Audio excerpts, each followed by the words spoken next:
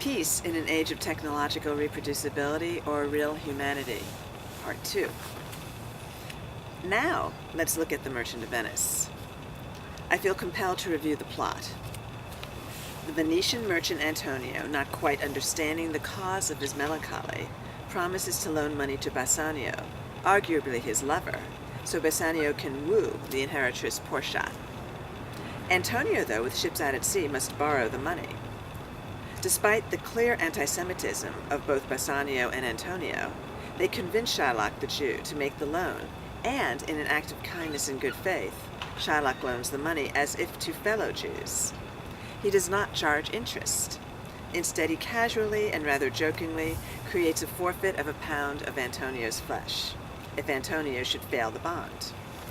Once Antonio's friend, the Christian Lorenzo, runs off with Shylock's daughter, Jessica, Shylock regrets his deal.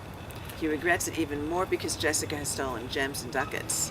When Antonio's ships fail, Shylock is determined to enact revenge and to take Antonio to trial. That's enough of the plot for now. My guess is that you all feel what happens at the end. What needs to be said is that the plot of Merchant, when seen through the prism of the present, and as beings of the present we all must see through that prism, contributes to a strange phenomenon. Suddenly and almost unavoidably, it becomes an agent for the self-perpetuating and reproducing attachment to an identity of Jewish racial victimization. This attachment is maintained within the play by Shylock and is maintained outside of the play by modern critics. First, let's look at Shylock. He defines himself through race and therefore racial victimization rather than through religion or spirituality. In Act 1, Scene 3, his first reaction to Antonio is, "Cursed be my tribe if I forgive him," not "Cursed be my God." He speaks of his gabardine rather than of his prayer shawl. The prayer shawl has tzitzit, which are ritual fringes symbolic of the Jewish covenant, or the brit, the biblical bond between God and the Israelites. Gabardine is merely the secular cloth worn by early modern Jews. Now, let's look at Shylock's "hath not a Jew eye" speech. Shylock, in his defense, says, "I am a Jew, hath not a Jew eyes, hath not a Jew hands, organs, dimensions, senses, affections, passions." He later continues, "If a Jew wrong a Christian, what is his humility? Revenge. If a Christian wrong a Jew, what should his sufferance be by Christian example? Why, revenge."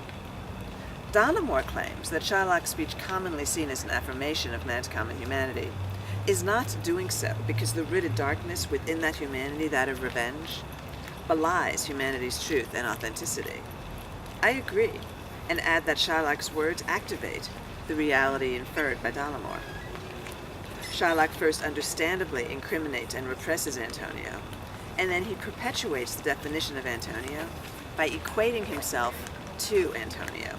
Shylock says that Antonio has disgraced me and has hindered me 500,000. He has laughed at my losses, mocked my gains, scorned, thwarted, cooled friends, and heated enemies. All abuses mentioned by Shylock are aligned with tribal instincts and a mercantilist identity. Shylock speaks about bargains, gains, losses, and nation. He does not mention the scriptures or a supernal power. Shylock's attachment is to a racial identity and therefore to the attached victimization, as further seen with the decision of revenge.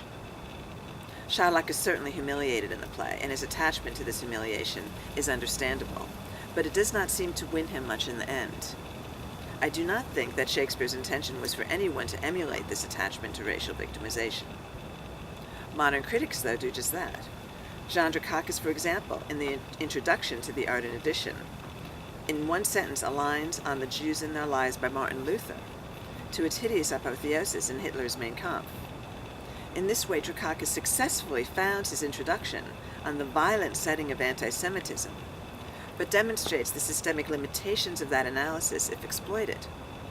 It is difficult to accept, given the interconnecting events occurring over almost 400 years of European history, that Luther's one piece of writing in the 16th century could be the single most formidable cause of an event as atrocious as the 20th century Holocaust. or of the related book by Hitler. In Merchant, there certainly are anti-Semitic characters, and there evolves a seeming unending pejorative juxtaposition of Christian to Jew. For example, Shylock is called a kind of devil, the devil himself, the very devil incarnate, the devil in the likeness of a Jew, and a cruel devil. Lorenzo describes Jessica as being issued to a faithless Jew. The Duke, the legal luminary of Venice, does not call Shylock by his name, rather the Jew. The avoidance of the specific name throws all Jews into one crowded and vile stereotype. Drakakis experientially emphasizes this effect in his editing of the Art Edition, where Shylock's name is purposefully omitted. Shylock is referred to as Jew. In this way, Drakakis successfully suggests the anti-Semitism of the characters. The problem, though, is that the anti-Semitism of the characters is often used to prove the anti-Semitism of the play as a whole. The two, of course, are not the same. Anti-Semitic characters are just that, characters given certain traits in order to push forward the plot or the theme of the play. This dichotomy is a large subject and is not going to be discussed at length here. It is important, however, to make the necessary distinctions. What I am saying is that the Merchant of Venice is overwhelmingly defined by this overpowering claim of racism, which continually builds upon each new claim. That which is being reproduced and built up so consistently, as Lisa Frankel coins, is anti-Semitic criticism. James Shapiro, for example, in Shakespeare and the Jews, seems to think that the reproduction of the vilest images is the best way to manage racism. He forms an ideational distortion and positions the Merchant of Venice and early modern England within a landscape in which theology is not juxtaposed with racial thinking. In fact, it helps produce and define it, and in which the Jew is reviled as a creature of the bodily fluids, spitting, stinking. Sarah Kudin claims that an enlightened Shylock is deeply threatening to both critics and audience alike, and Harold Bloom notoriously states that one would have to be blind, deaf, and dumb not to recognize that Shakespeare's equivocal comedy is nonetheless a profoundly anti-Semitic work. The result is a strange cycle of criticism that has singularly defined and redefined Merchant as racist. The criticism builds upon itself. As overpowering as this theme of victimization might be, there are other themes in Merchant, I claim, as well, those which can better incite present action against racism than a singular focus on it. One theme of Merchant, this paper contends, is transformation. According to Theodore Adorno, the apprentice of Benjamin, transformation is related to inhumanity in art. Kuhn Ryan, in Shakespeare's Inhumanity, borrows Adorno's statement that inhumanity of art must triumph over the inhumanity of the world for the sake of the humane. I'm repeating that. The inhumanity of art must triumph over the inhumanity of the world for the sake of the humane. In other words, if an action in art is vile, viler than what we see here and now, then the world will see itself as non-vile. In comparison, this vision of non-vileness will perpetuate itself. Reproducibility will therefore lead to transformation rather than to victimization. Now I would like to see how The Merchant of Venice, a play infamous for its setting of corruption and racism, can possibly help us with a vision of transformation. I contend that if we can find transformation in The Merchant of Venice, despite or because of our condition of reproducibility, and if characters themselves can have epiphanies or find meaning, then we can find meaning in our present questionable world.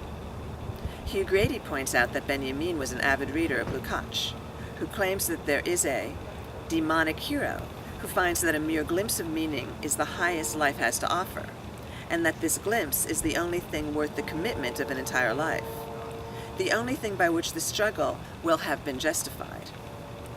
This demonic hero, this paper claims, is represented by almost every character in The Merchant of Venice. Many of these corrupt characters, I claim, do have glimpses of meaning which are crucial to the plot. Shylock, after all, says, after the promise of his deal with Antonio, As for my love, I pray you wrong me not. Here Shylock makes a request founded on love after dehumanizing Antonio. After all, when Antonio walks on stage in Act 1, Scene 3, Shylock does not greet him immediately. He understandably, but destructively, discusses Antonio as hated object. How like a fawning publican he looks. By later turning this objectification into love and a humble request, it can be inferred that Shylock has, or is having, a glimpse of meaning. And Antonio, after some of the vilest comments in Act 1, such as the devil can cite scriptures for his purpose, seems to be an oracle of transformation, his own transformation included, when he says in Act 2, Scene 6, "No mask tonight, the wind is come about." Here we see a biblical Antonio, one who, like a prophet or an oracle, marks transformations in the fantastic flows of wind and water. He announces these transformations not only Gratiano, but to 20 men as well as those, such as Bassanio, prepare to sail. Invisible since the end of Act 1, and defined by the weakness he displays in that act, Antonio now appears and effects a natural and immediate change, which will influence all, including himself. The prophet in the Bible who enables miracles of natural phenomena is, of course, Moses, when he, with God's power, opens the Red Sea so that the Israelites can cross. In critical reference to transformation, scholar Ewan Fernie has suggested that in Merchant, it feels as if there will be transformation in an aesthetic space after the play. The plot itself, after all, is unfinished and unfulfilled. The climax of the plot, of course, is halted during the trial scene. Antonio is not killed in a Christ-like act. In the words of Janet Adelman in Blood Relations, Antonio is a bit too willing to embrace the knife, but never does embrace it. As Drakakis has likewise claimed, Antonio wants to show his love for Bassanio. His important pound of flesh, though, never materializes. Antonio is never killed. His resurrection never materializes. And arguably, in the case of Shylock, his revelation never materializes. The whole play, so ensconced in a lurid, visceral, and vomitous materialist agenda, seems to advance by means of non-material agendas. The bond itself remains strangely abstract in that it does not in the end carry authority, nor do we witness the actual signing of it in the text. This immateriality of the bond, a central plot point, emphasizes the importance of all things immaterial and unfulfilled in the text, an immateriality which has relentless forward agency. Therefore, we can understand transformation in Merchant if we apply reproducibility to the immaterial agency described. We can apply it to the unfulfilled climactic agency. This drive for resurrection and revelation, I claim, keeps driving forward in the aesthetic space after the play. It drives itself towards an unknown future. It is an agency at the core of the play itself. It defines itself by its facsimile, but one not to humiliate and to otherize, but to fulfill. While religion, therefore, does not succeed in Merchant to bring a resounding zenith of resurrection or revelation, the agency leading to that zenith does not just stop. It drives forward. It reproduces itself and possibly leads to an effective joining of religions in an aesthetic space after the play. Lorenzo, even if he is a difficult character, hears a trumpet call. Antonio, even if anti-Semitic, is struck dumb. Shylock, even if murderously vengeful, remains alive to represent his religion. Jessica's silence, this paper contends, reflects the silent agony of the prophet described by Abraham Joshua Heschel. In other words, the prophet who can see beyond religious constructs to God himself. This joining of religions marks a transformation, one which Shakespeare may have wanted to see happen, given the religious strife of his era. Scholar Martin Orkin also references transformation in Merchant. In Which is the Stranger Here, he borrows from Maurizio Calvi, who borrows from Jacques Derrida. Derrida's insistence on the uncanny conjunction of hospitality and hostility that structures even the most benevolent welcoming of the stranger from within has stimulating relevance for the Merchant of Venice. In the doubling of hospitality into hostility, Orkin creates a conjunction. The action of creating a conjunction is an action of reproducibility. One idea defines itself in its semblance with and connection with another word or idea. The two ideas in their reflectivity then begin to span possibilities of meaning. There happens new realms of freedom and meeting. This is what I mean by the suprapolitical mentioned at the beginning of this paper. A precious moment happens within, for example, the conjunction of hospitality and hostility. The facsimile of victimization or hostility, by which we or anyone defines ourselves, slowly transforms. If we think that victimization is the only interpretation of merchant, we notice a shift. We redirect our vision from victimizer or victim to a shared meaning, and since we redirect our vision within merchant, we redirect our vision within ourselves. It happens in a political action of choice.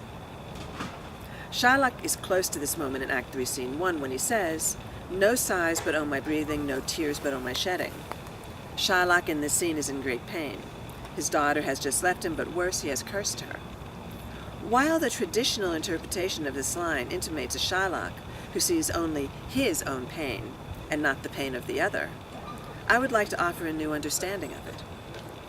In this line, Shylock's breathing is connected to sighs. No sighs but oh my breathing.